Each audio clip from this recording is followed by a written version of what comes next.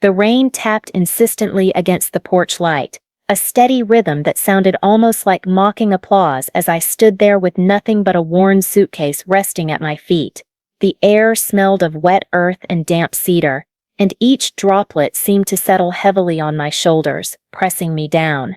Behind me, the heavy oak door closed with a decisive thud, and then came the slow, deliberate slide of the lock. It echoed in my chest like a gavel, like a final verdict handed down without appeal. Her words, sharp, calculated, cruel, still rang in my ears as if they had been etched into the rain itself. "You do not live here anymore. This house is mine now. Go find somewhere else to haunt." My daughter-in-law, Bianca, had not raised her voice, but she didn't need to. Every syllable struck like cold steel. I could still see her lips curled in satisfaction, her hand on the doorframe, her eyes glinting with something that was not grief but triumph. I did not argue. At 67, I had learned that silence could often wield more power than the loudest protest. Words are cheap when hurled in anger. Silence, though, lingers like a shadow. And so I stood tall, my back straight though my heart ached, the drizzle soaking into the wool of my coat. The rain slid down my cheeks, mingling with the salt of my tears, though I refused to let her see them fall. Instead, I looked up at the house that had once been my refuge, my pride, my son's masterpiece. Every stone, every beam, every nail driven into the bones of that home had been chosen with care. Andrew and I had built it together, not just with hands and money, but with the years of shared sacrifice, late nights, and dreams that refused to die. And now it belonged to someone who looked at it only as a prize, a possession, a crown jewel in her collection of victories. She thought she had won. She thought I was nothing but a ghost clinging to the past, finally pushed out into the storm. But Bianca never knew my son the way I did. She never understood that Andrew was not a man who played life like a simple game of chance. No, Andrew loved puzzles. He thrived on strategy, building systems that appeared ordinary on the surface, systems that lured you into underestimating them, until the brilliance unfolded in ways you could never predict. That was his gift. That was his legacy. As the rain streamed across my face, and my suitcase grew heavier with water, I heard his voice in my mind as clearly as if he were standing beside me again. It was one of those quiet evenings, years ago, when the house hummed with the low whir of his servers, and I sat by him with a book while he typed. "Trust the system I built, Mom," he had said, his eyes glinting with that fire of certainty he carried even in his darkest days. I hadn't understood then, not completely, but standing there abandoned on my own doorstep, I realized something with bone-deep clarity. His final plan was only beginning. My name is Evelyn Carter. For most of my life, I was no one extraordinary, just a school librarian in Maple Ridge, Washington, a quiet town where gossip traveled faster than the rain. I spent 35 years among shelves of books, helping children discover their voices in stories, maintaining the soft order of the library, with its steady hum of turning pages and whispers. My life had been steady, modest, predictable. And then Andrew was born. My son filled that ordinary life with extraordinary light, with dreams too vast to fit inside our small town. He was only 12 when he began tinkering with discarded computers in our basement. While other boys spent their afternoons chasing baseballs down dusty fields, Andrew stacked metal parts like puzzle pieces, scribbled lines of code into notebooks, and asked me for extension cords as though they were gold. I remember the nights most vividly, the way the basement smelled faintly of solder and old carpet, the glow of the monitor casting his face in blue light. I brewed pot after pot of coffee just to keep myself awake so I could sit beside him, my hands busy labeling cardboard boxes of wires and chips as if they were library books. I never fully grasped the mechanics of what he was building, but I understood him. His curiosity was endless, his mind a labyrinth that never ceased to find another path forward. By the time he turned 20, Andrew had launched his first startup. It was little more than a dream propped up by 2 refurbished servers humming in our garage, and a fire in his heart that refused to dim. I watched him pace our tiny kitchen night after night, rehearsing investor pitches in front of me, while I pressed his shirts and reminded him between sentences to eat something, anything. One evening, as I folded a napkin, he paused and said, "Mom, every great system starts with trust." He looked at me with that unwavering certainty I had seen since boyhood, and I knew he wasn't just talking about machines. He was asking me to trust him, and I did, completely. Every late night, every risk, every dollar I had saved from years of librarian's wages, I poured into Andrew's future, not because I understood every line of his code, but because I understood his heart. And then, just like that, everything ended. The morning after Andrew's funeral, silence pressed against the house like a weight too heavy to bear. But it wasn't the gentle hush of grief, the kind that allows memories to drift softly through the rooms. No, this was a brittle, sharp quiet, the kind of silence that feels ready to shatter with the smallest breath, leaving shards in your skin. I sat in the living room, my hands folded neatly in my lap, my eyes fixed on the armchair where Andrew used to sit with his late-night books. I could still see him there, his long legs crossed, his brow furrowed in concentration, the faintest smile tugging at his lips when he found something brilliant on the page. Everywhere I turned, he was still here in the sunlight falling across the oak floorboards we had polished together, in the faint hum of the servers he had wired into the walls downstairs, in the scent of coffee that lingered no matter how often I scrubbed the counters. And then heels, the sound of them clicking against the staircase like a metronome. Sharp, deliberate, unyielding. Bianca appeared at the top of the stairs, descending like a queen addressing her subject. She did not wear black, nor gray, nor anything that whispered of mourning. Instead, she wore a cream-colored business suit, pressed and pristine, her hair swept into a flawless twist, her makeup sculpted sharp as a blade. She did not pause to look at me. She did not nod, or offer a word of acknowledgement. Instead, she lifted her phone to her ear, her voice crisp, controlled, utterly detached, as though she were managing a deal, not stepping into the home of a man newly buried. I remember the scent of her perfume as though it were a photograph burned into my memory. Sweet, floral, the kind you find in department store displays, too loud for a room that had just held a funeral. It trailed behind her as she moved past me, and for a breath I felt less like Andrew's mother, and more like an old chair someone hadn't yet thrown out.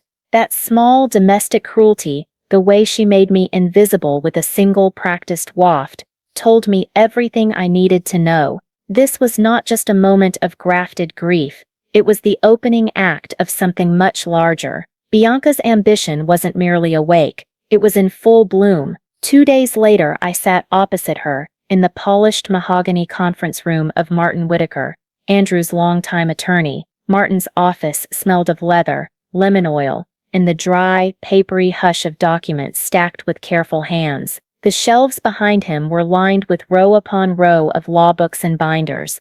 They looked like my own library's spine-lined order, only colder. Martin, with his thinning hair and the slow, measured way he adjusted his glasses, had known Andrew since college. He had watched the boy with the soldering iron become a man who built systems other people trusted without question. He cleared his throat, folded the will over, as if between the pages there might be mercy, and began to read. Legal language is a thicket of phrases that trip the ear with their neutrality, but the meaning cut clean through the air. Controlling shares, everything over $50 million in value, would pass to Bianca Reed Carter. Investments, accounts, cars, artwork, the house itself, all named, all hers. My name appeared once, like an afterthought inscribed in a dry footnote. To my mother, Evelyn Carter, I leave my deepest gratitude for her guidance and love. That was it. A polite line of thanks where a son might have written instructions,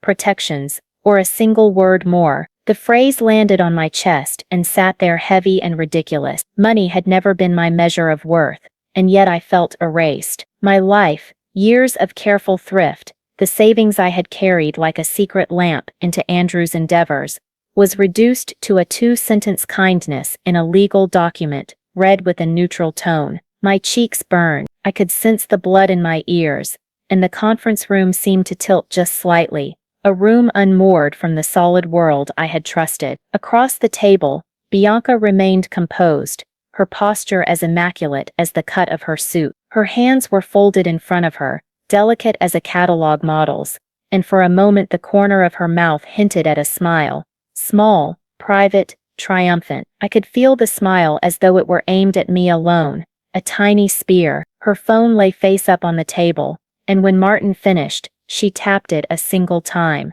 eyes sweeping the room as if counting the trophies she'd claimed. I watched her and remembered Andrew in the kitchen, sleeves rolled up, his first business plan, scrawled on lined paper, the check I had written with hands that didn't tremble at the time, because hope made them steady. It's not a risk, I'd told him then. It's an investment in you. Now that investment sat in a room under the control of a woman who would arrange my son's life into tidy, profitable rows and leave me with a single polite sentence. When we returned to the house, the thin veneer of civility that had somehow kept the two of us from immediate war dissolved, like sugar in tea. Bianca moved through the rooms with the efficiency of someone conducting an appraisal before demolition. She inspected everything with a professional's eye.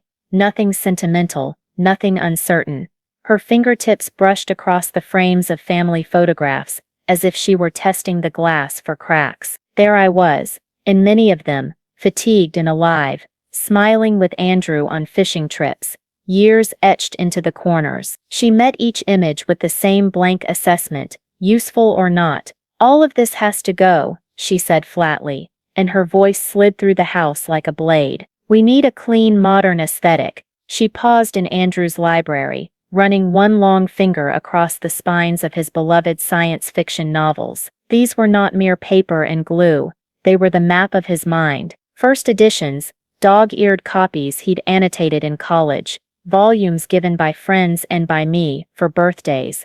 These books had been his constellation. When she declared, "These can be sold," they might fetch something. The words were simple, economic, and wholly corrosive. Her phone rang then, and she answered without a glance, speaking into the receiver as if ticking items off a ledger. "Yes, it's all confirmed. 55 million, not including the property. I have complete control now." She looked at me as she spoke, and I felt the challenge in her eyes like a provocation. A dare. If grief had been a fragile rawness, Bianca's presence turned it into a living instrument. That afternoon, while the movers walked through the house planning routes and measuring windows, I wandered the rooms like a woman leaving her own skin. I touched the banister where Andrew had scarred the oak as a boy, ran my fingers along the windowsill, where he used to arrange his gadgets in a precise, proud row, and paused at the servers in the basement, his humming, faithful machines that had once been his secret orchestra. I lingered there longer than propriety allowed, standing with my palm near the cool metal, feeling the faint vibration that still carried the memory of his tireless nights. Something about the will gnawed at me. Andrew knew how to protect what mattered. He had always been meticulous, an engineer of contingencies. When he'd explained projects to me, he spoke in structures and safeguards, in redundancies that read like prayers against failure. "Trust the system I built, Mom," he had said.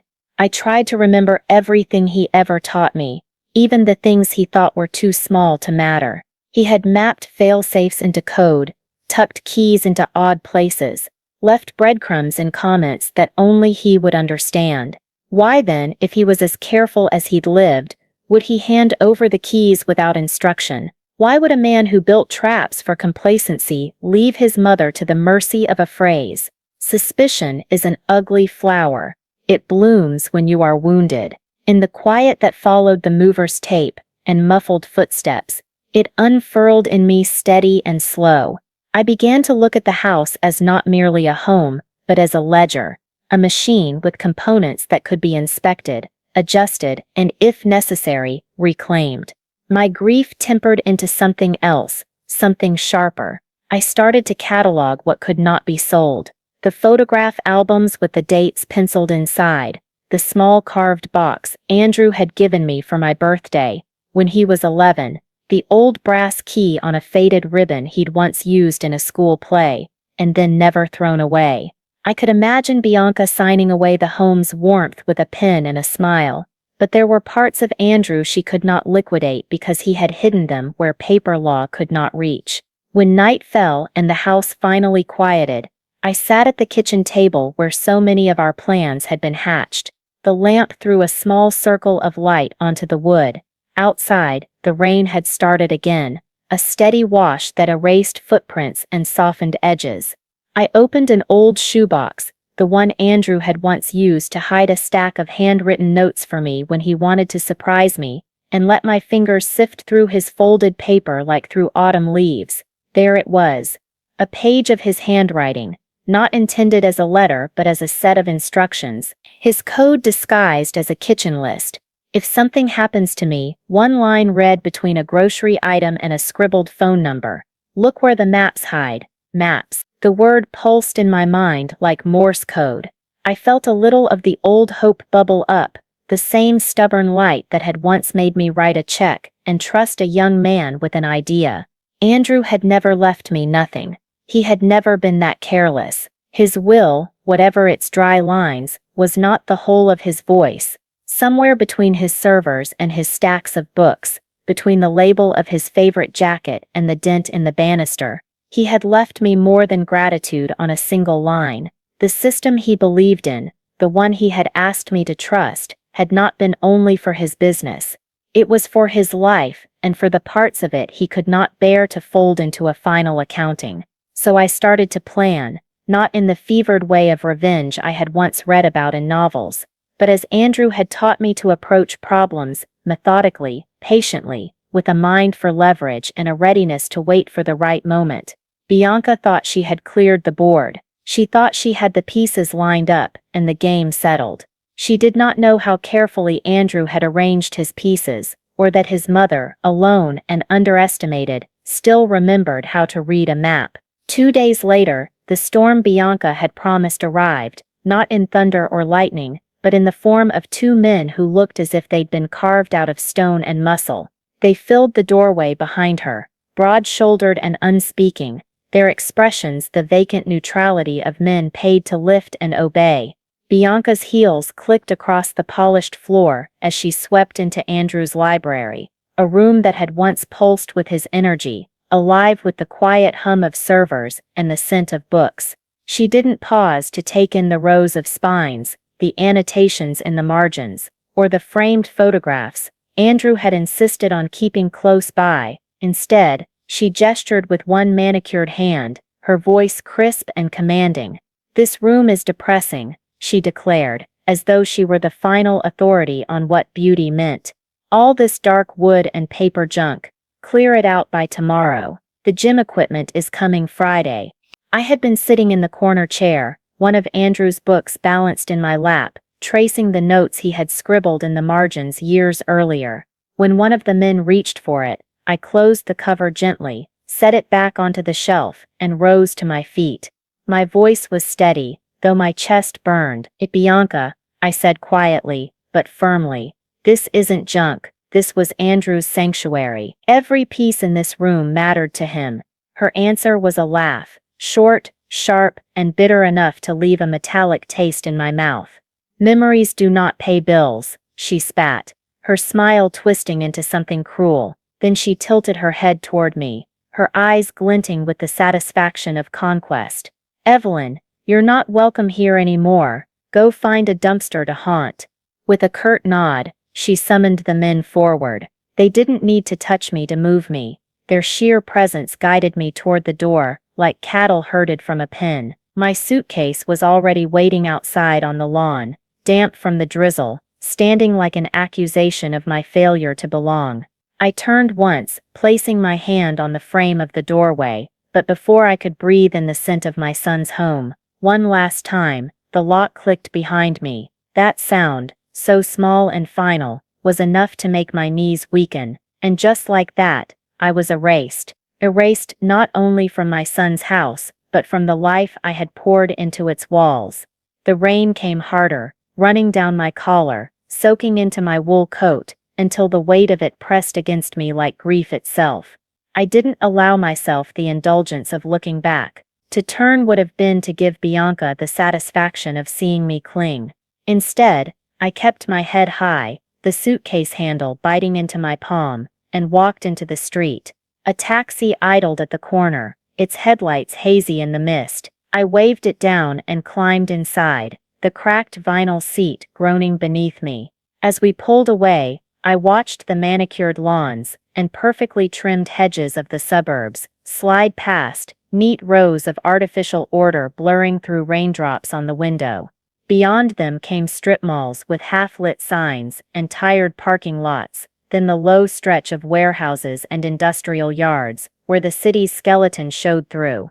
"Drop me at the Northwa Motel," I told the driver. My voice sounded distant, as though I were listening to someone else speak. The name tasted old in my mouth.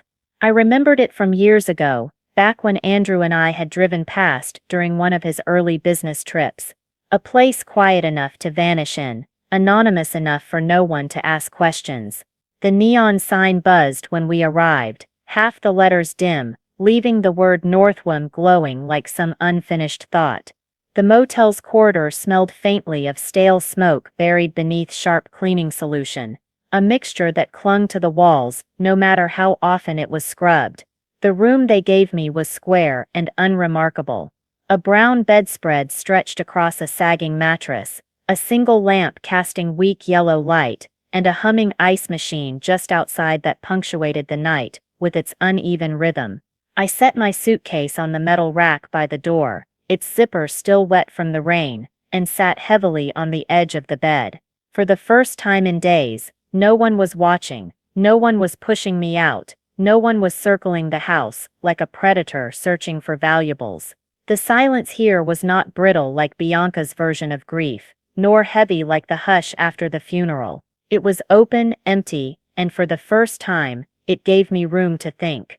I clasped my hands together, staring at the blank wall. Bianca's cruelty had been swift, decisive, a knife without hesitation, but Andrew had never been careless. My son had been a planner, a builder of hidden paths and layered defenses. Bianca may have believed she had claimed everything, but deep inside me I knew Andrew wouldn't have left his sanctuary so exposed. Somewhere, woven into the fabric of his life, he had left me something more, and in that quiet motel room, with the rain still whispering against the window, I began to wonder if losing the house was not the end of my story, but the start of Andrew's final system unfolding. He built firewalls and backups for everything. Andrew was not just cautious in business, he was meticulous in every corner of his life. Could it really be that in his personal affairs, in the matters that meant the most, he had left nothing behind?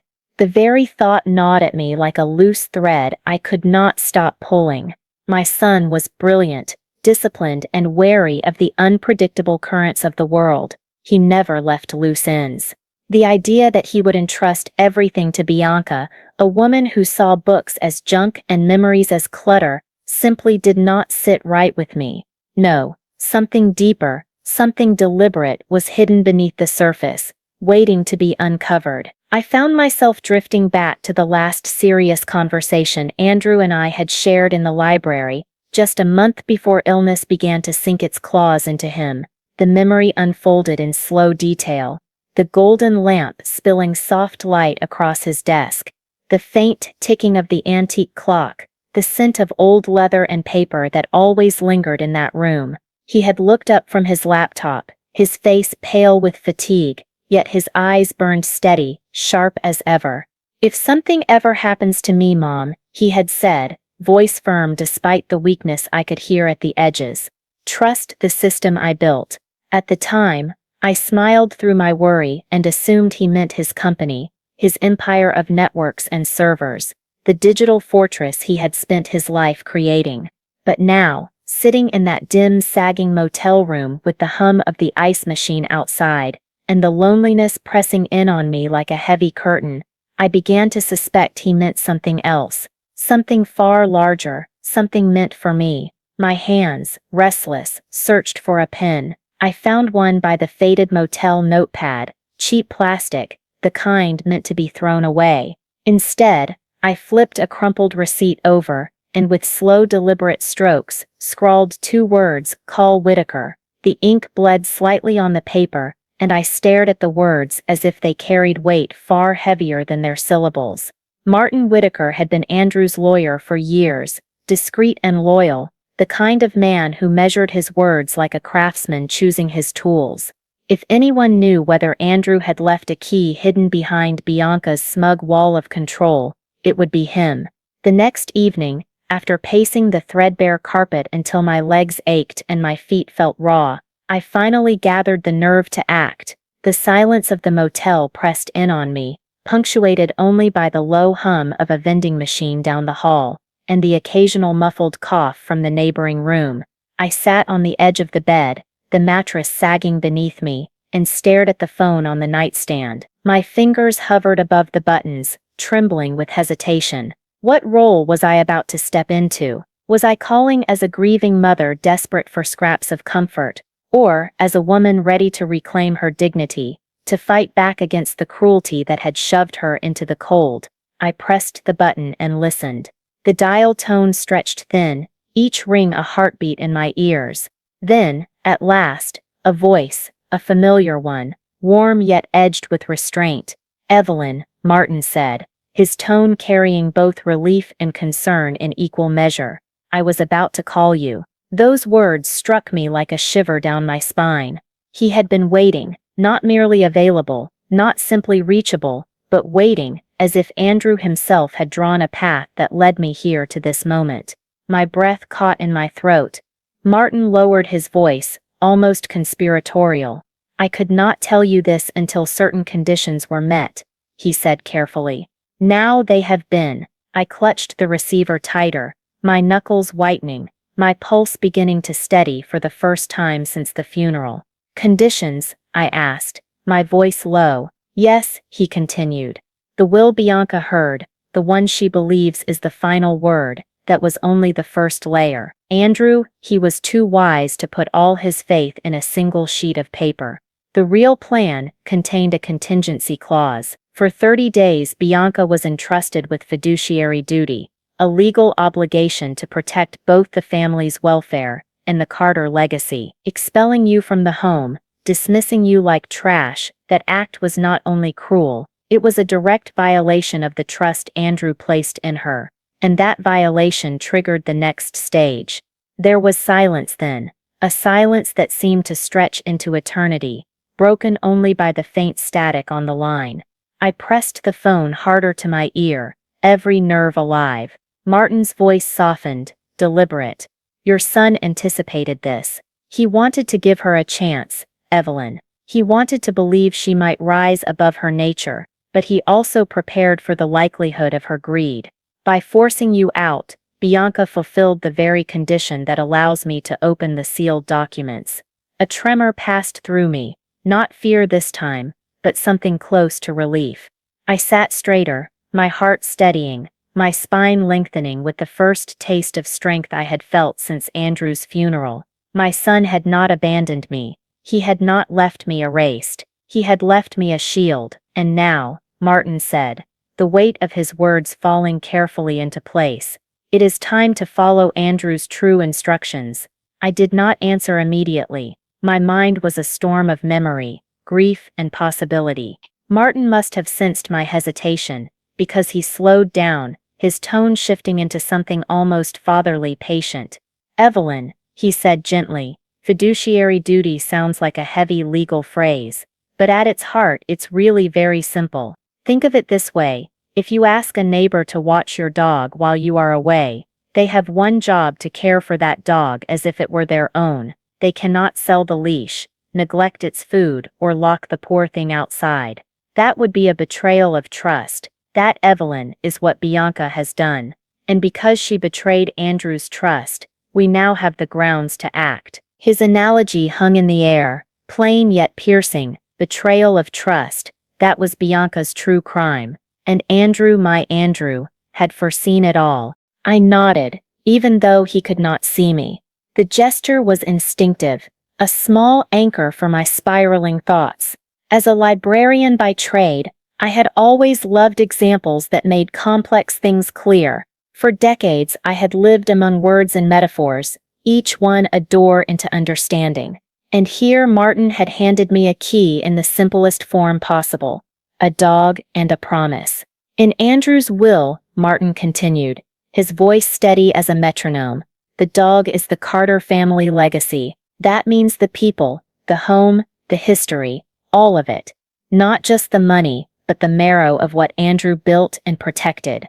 I closed my eyes as his words sank in, dawning in slow waves like a tide, pulling back to reveal a hidden shoreline. It was a test. Andrew had not only set Bianca a task, he had measured her character. For 30 days, she was entrusted to guard not only the assets, but the spirit of the Carter family, to prove herself as a worthy steward. And she had not merely failed, she had detonated her failure in the most dramatic way possible by throwing me out. She had exiled the very heart of what Andrew had built. My throat felt tight, my voice emerging as little more than a whisper. So what happens now? Martin's answer was firm, deliberate. Now, he said, the breach gives me legal authority to activate Andrew's sealed causal, the contingency he prepared for this exact outcome. The next steps will not be loud or dramatic. They will be quiet, procedural, and precise. But make no mistake, Evelyn, they will change everything. I opened my eyes, staring at the pale motel wall as his words unfurled like a banner across my mind. For the first time in weeks, I began to feel something that resembled hope, not the fragile, flickering kind that dies with disappointment, but a deeper, steadier pulse, like a drumbeat in my chest. Martin's tone shifted, becoming more deliberate, almost like a professor guiding a student through a complex lesson. Andrew left instructions. I've rehearsed them many times. The first step, he said, is to create space. We do that through procedural holds. I pictured him at his desk, papers spread out, pen poised like a surgeon's scalpel. His words conjured images of gears slowly turning in some hidden machine. We'll file routine requests, asset valuations, probate filings, tax assessments, and temporary injunctions, he explained. On paper, it will look like nothing unusual, just the slow, boring machinery of state law grinding away. But in practice, his voice took on a quiet edge. In practice, it will build an invisible wall around the $55 million Bianca thinks she controls. My breath caught. 55 million. The number felt almost abstract, yet it was the weight of my son's life's work, the fortress he had built. She will see the money, Martin said softly, but she will not be able to touch it. Imagine a banquet table behind a glass wall. She can press her face against it. She can smell the food. She can even fantasize about the taste, but she cannot take a single bite. The image struck me so vividly that I could almost see Bianca's perfectly manicured hands flattening against the glass, her sharp nails clicking like insect legs as she stared at what she believed was hers. Martin's tone shifted again. Grave now. Your role, he reminded me, is even harder. You must disappear. No visits to friends, no phone calls, no visible movements. She must believe she has succeeded in erasing you. That false confidence will make her reckless, and when she is reckless, she will leave footprints we can follow. I sat on the edge of the motel bed, the weak lamp casting a pale circle of light across the threadbare carpet.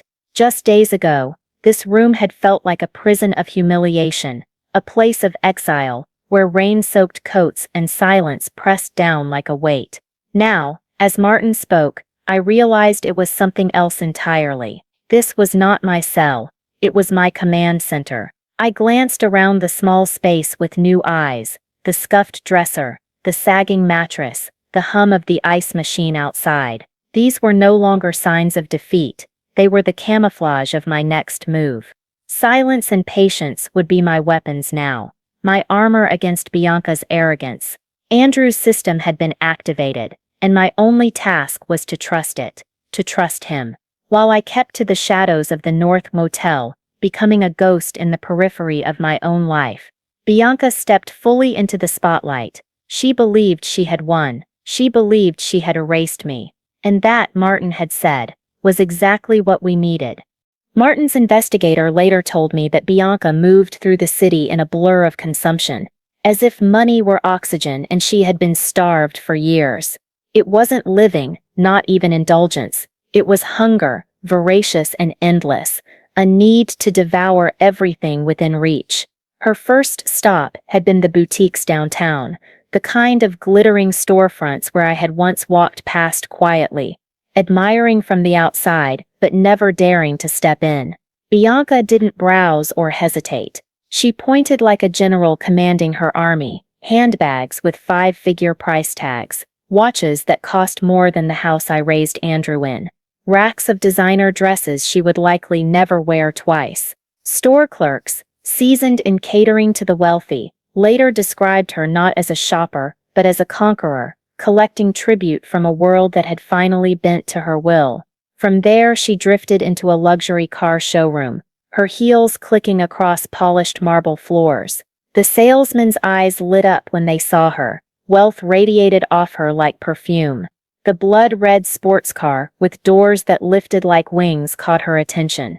I could almost picture her standing there, one manicured hand grazing the glossy surface, already imagining herself behind the wheel, hair whipping in the wind as she sped away from the life she once despised. She placed a large, non-refundable deposit with a careless flick of her card. When the salesman asked about completing the balance, she laughed lightly, airy and dismissive. "As soon as the estate paperwork clears," she said, her voice dripping with confidence. She believed herself untouchable, the queen of an empire that could never be challenged. Back at Andrew's home, the house that still smelled faintly of lemon polish and inked paper, she toured the rooms with a well-known interior designer, issuing commands as if she were royalty inspecting her castle. The oak floors Andrew and I had chosen together, polished until they gleamed like honey, were to be ripped out and replaced with cold white marble. The sturdy furniture we had picked for comfort, family gatherings, and nights of conversation, was to be replaced with chrome and glass, pieces that looked more like museum displays than living room chairs. When she reached Andrew's library, my son's sanctuary, she wrinkled her nose as though she had caught a whiff of rot. "This is a morgue," she said flatly, and snapped her fingers. "Got it. Clear it." She was rewriting her life in fast, sweeping strokes, erasing everything that had come before, as if history were an inconvenience. In her mind, her kingdom had been secured. Her throne was unshakable, but Andrew's system had already begun its work, and the cracks in her empire appeared quietly, almost imperceptibly at first. It began with something small, almost laughably ordinary. One bright morning she arrived at a chic cafe downtown, dressed in a new designer coat, eager to be seen in the full bloom of her wealth. She ordered an elaborate Latin pastry and a coffee crafted like art, then handed over her sleek black card, the one tied directly to Andrew's estate. The barista swiped it once. Declined. He frowned, tried again, declined. Hican's laugh rang out, sharp and brittle, pitched too high for the room. "That's impossible," she said, her voice just a little too loud. She pulled out a second card, impatient, her hand shaking, declined as well. The cafe had grown quiet. Patrons glanced sideways, trying not to stare, while Bianca's cheeks flushed beneath her perfect makeup. Flustered, she threw down a few bills of cash, snatched her coffee, and stormed outside, dialing the bank with quick, furious jabs of her manicured finger. The banker's tone was polite, almost soothing, as if he had delivered the same explanation countless times before. "Yes, Mrs. Carter, I see the issue. A temporary procedural hold has been placed on all estate accounts. It's standard practice during probate. Nothing unusual." To Bianca, those words must have felt like chains snapping shut. When she returned home, her interior designer was waiting, irritation in his clipped voice. The demolition crew was turned away by a legal injunction. "We're billing by the hour, Bianca. What is happening?" That same afternoon, her phone chimed with another message, this time from the car dealer. Her 72-hour window to complete payment had expired. The red sports car, The one she had already claimed in her mind was gone, sold to another, her deposit forfeited. Each door she pushed against, held firm, immovable. Each attempt to spread her wings ended with her colliding against glass walls she could not see, but Andrew had long ago designed. One by one, the walls of his quiet system closed in, leaving her stranded in a cage of her own arrogance.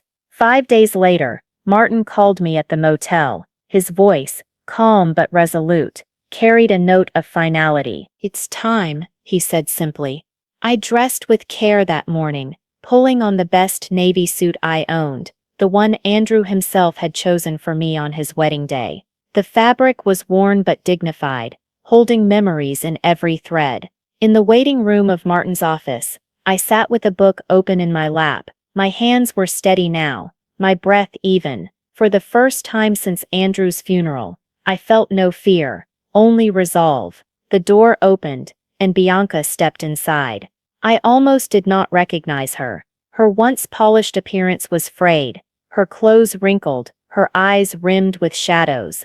A faint tremor betrayed the weight of her unraveling world. She froze when she saw me, as though I were an apparition. Confusion rippled across her face, followed by shock, and then raw, unguarded fear.